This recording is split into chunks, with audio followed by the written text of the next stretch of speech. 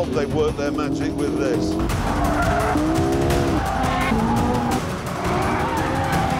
But you see Ferrari waggling its tail there. This isn't.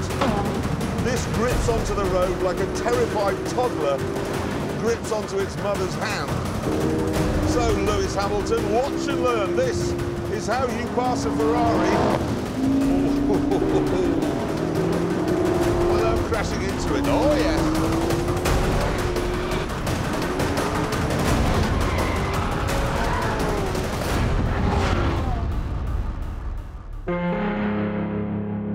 One of the reasons the McLaren is so fast is its traction control system. A system that really comes into its own in the rain.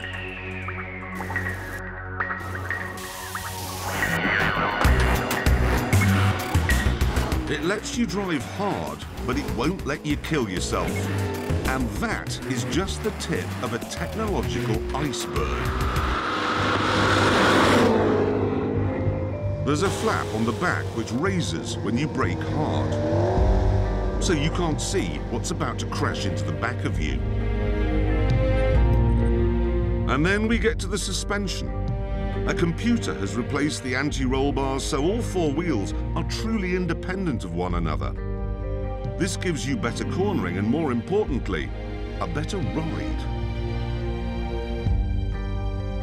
Over the years, we've seen the Stig cutting this corner, putting two wheels on the grass to get the best possible lap times.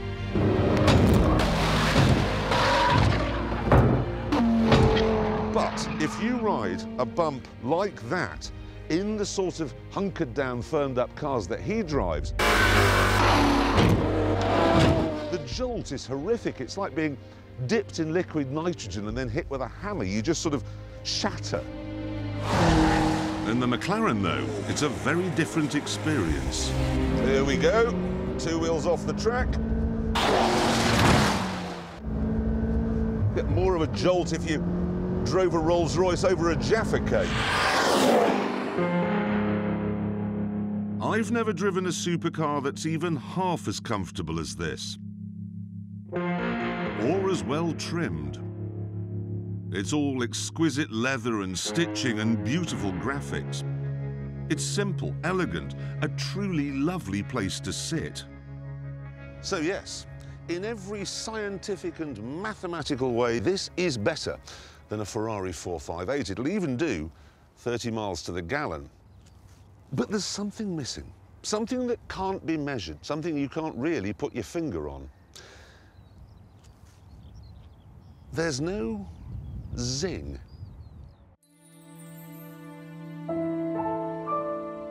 This is the factory where the McLaren is made. It's like a laboratory. It's quiet, ordered, a magnesium and titanium Trappist world where perfection isn't quite good enough. It's very nice, but you can't imagine anyone here has ever put a whoopee cushion on the managing director's chair. You sense this lack of joy when you're behind the wheel. When you drive a Lamborghini, it's like you're operating a horse with some mustard stuck up its bottom. But when you drive this, it's like you're operating the sort of machine they use, I imagine, in ophthalmic surgery. We see the same problem with the way the McLaren looks. There's nothing wrong with it, but there's no art. You get the sense it was styled by software and shaped by science, which it probably was. I'll give you another example. You can turn the traction control off, but it would be easier to launch the missiles from a nuclear submarine. You have to push that button and hold it down for 10 seconds, then you push those two simultaneously.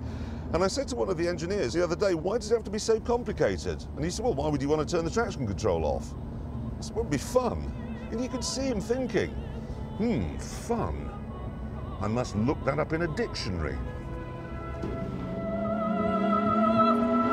The McLaren, then, is like a pair of tights, very practical and very sensible. The Ferrari, though, that is a pair of stockings.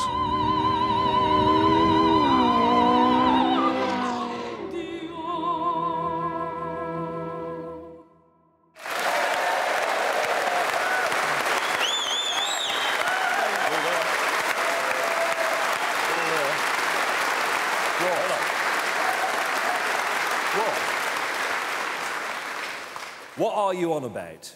Well, tights and stockings are designed to do exactly the same job, but they don't.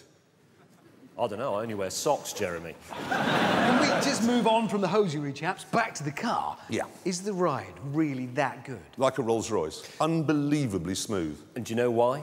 Wasn't developed at the Nürburgring. Oh, God, he's off. True fact. True fact. Was developed actually at the Top Gear test track. This car was. So it should be able to set a blisteringly fast lap time. Now, of course, to find out, we have to give it to our tame racing driver. Some say that he refuses to acknowledge the existence of Nottinghamshire. And that he recently received a very strong email from his fiancée's mother saying it's bad manners to sit at the dinner table in a helmet. All we know is he's called the Stig. And it's off. MP4-12C may sound like a fax machine, but this car is fast, no doubt about that. Double clutch gearbox shifting seamlessly, going through the first corner. No dramas whatsoever. Stig listening to ABBA in Spanish. Very weird. Almost as weird as the way it takes Chicago. Strangely calm, that. Squirrely underbraking into Hammerhead. Now the meat of the corner. And it's regained its composure completely. McLaren have actually been fiddling with the car since I drove it, so the ones you buy will have a sharper throttle. And more noise. OK, follow through. A chance to really open up the twin-turbo V8. How much is he going to clip the corner? A lot, but he won't have felt a thing. Just 2 corners to go now. Air brake helping out there. Tyres squealing. Only Gambon left. Millimetrically perfect, and there he is across the line. Now, OK.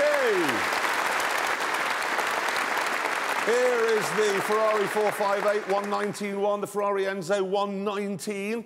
The MP4-12C 116.2. It is the second fastest car we've ever had here.